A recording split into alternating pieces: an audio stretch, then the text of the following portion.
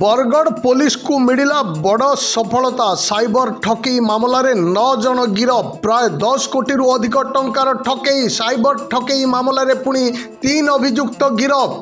पूर्वर एभली ठकई मामला रे गिरफ होइतिले 6 जन अभियुक्त। निरीह लोकंक बैंक अकाउंट खोली लुटुथिले टंका। अकाउंट खोलिले टंका मिलिबो कही देउथिले प्रलोभन। परवर्ती समय रे अकाउंट को फ्रॉड संस्था रे व्यवहार करथिले।